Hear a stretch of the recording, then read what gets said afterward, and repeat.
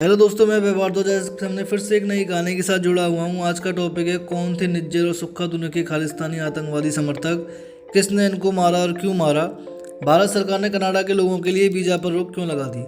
तो दोस्तों हम कहानी स्टार्ट करते हैं। कनाडा में भारत से फरार आतंकवादी खालिस्तानी आतंकवाद समर्थक गैंगस्टरों की एक एक करके मौत हो रही है। पहले निज्जर और अब सुखदुल सिंह गिल उर्फ सुक्खा दुनके की हत्या हो गई है। मीडिया रिपोर्ट के हिसाब से इस दुनके को लगभग 15 गोलियां मारी गई हैं। अब सवाल ये आता है कि दोनों हैं कौन।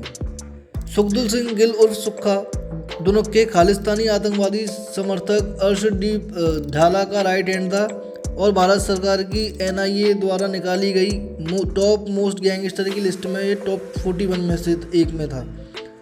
कनाडा में खालिस्तानी आतंकवादी निज्जर के बाद दोस्तों ये दूसरी सबसे बड़ी वारदात है। सुक्खा की मौत की जिम्मेदारी ली गई है लॉरेंस बिश्नोई गैंग ने। अब सवाल ये आता है कि हरदीप सिंह निज्जर कौन था। हरदीप सिंह निज्जर खालिस्तानी टाइगर फोर्स का चीफ था। निज्जर लगभग 10 लाख रुपए का नामी आतंकवादी था। कई साल से वो कनाडा में ही मौजूद था। हरदीप सिंह निज्जर कनाडा से खालिस्तानी आंदोलन को बढ़ावा दे रहा था।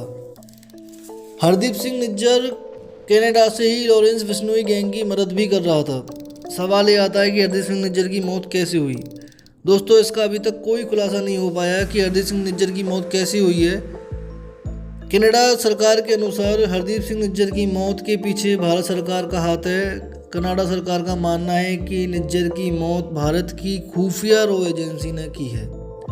दोस्तों अगर ऐसी बात है तो मैं भारत का नागरिक होने के साथ इस बात पर गर्व महसूस करूँगा कि देश को तोड़ने की बातें करने वाले के साथ ऐसा ही होना चाहिए। आपकी क्या राय है, अपनी राय को कमेंट में ज़रूर लिखें। अब सवाल ये आता है कि कौन था सुखदुल। दोस्तों DC ऑफिस में काम करता था। 2017 में कनाडा भाग गया। पंजाब में रहने वाला ए कैटेगरी गैंगस्टर सुक्खा दुनके अपराध की दुनिया में प्रवेश करने से पहले मोगा DC कार्यालय में काम करता था। वह 2017 में पुलिस की मदद से जाली दस्तावेजों पर पुलिस क्लियरिफिकेंस सर्टिफिकेट प्राप्त करने के बाद कनाडा भाग गया। तब उसके खिलाफ 7 आपराधिक मामले लंबित थे। ये सभी मामले स्थानीय गिरोह से जुड़े हुए थे। काफ़ी समय सुक्खा ने फरीदकोट जेल में भी गुजारा और वह जमानत पर बाहर आने के बाद विदेश भाग गया। इतना ही नहीं, नंगल अंबिया कत्लकांड इंटरनेशनल कबड्डी खिलाड़ी संदीप नंगला अंबिया हत्याकांड केस में भी सुक्खा का नाम सामने आया था और आरोप था कि इसने हथियार और शूटर उपलब्ध करवाए उसको मारने के लिए। पुलिस की मदद से फेक पासपोर्ट करवाया इसने तैयार और कनाडा पहुंच गया। कनाडा पहुंच के दुनके ने पंजाब में अपना नेटवर्क फैलाया।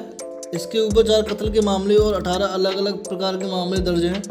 सुक्खा बम्बिया गैंग से जुड़ा हुआ था। कनाडा में सुक्खा खालिस्तानी आतंकी अर्शद डल्ला के करीब आ गया। उसने प्रदेश में हथियारों की तस्करी और जबरन वसूली का काम शुरू कर दिया था। सुक्खा कुख्यात शार्प शूटर दविंदर बम्बिया गिरोह का सहयोगी है और मुख्य रूप से ये मालवा जिलों में काम करता है। सुक्खा बम्बिया गिरोह का आदमी है, तो इस वजह से ये माना जा रहा है कि इसकी मौत के पीछे लॉरेंस बिश्नोई की ही गैंग का काम है, क्योंकि लॉरेंस बिश्नोई गैंग और बम्बिया गैंग के पीछे बहुत काफ़ी टाइम से आपसी दुश्मनाई बनी हुई है। अब बात आती है कि भारत सरकार ने कनाडा के लोगों के लिए वीज़ा पर क्यों रोक लगा दी।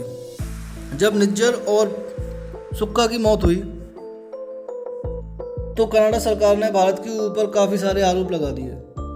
यहाँ तक कि एक गाइडलाइंस जो अपने नागरिक जो कनाडा से भारत आते हैं घूमने के लिए उन पर जारी कर दी कि भारत की इन जगहों पे आप नहीं जाओगे।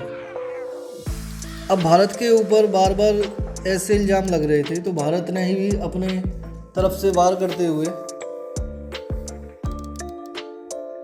कनाडा का जो वीज़ा है उसे रद्द कर दिया। ये एक तरीके से बोला है तो भारत का कनाडा के लिए एक करारा जवाब था। ये होना भी चाहिए। तो दोस्तों हमारी कहानी यहीं तक थी। अगर आपको हमारी कहानी अच्छी लगी हो तो हमारे चैनल को लाइक करना, सब्सक्राइब करना और शेयर भी करना, जिससे आगे तक हमारे साथ जुड़े रहो। धन्यवाद। थैंक यू दोस्तों।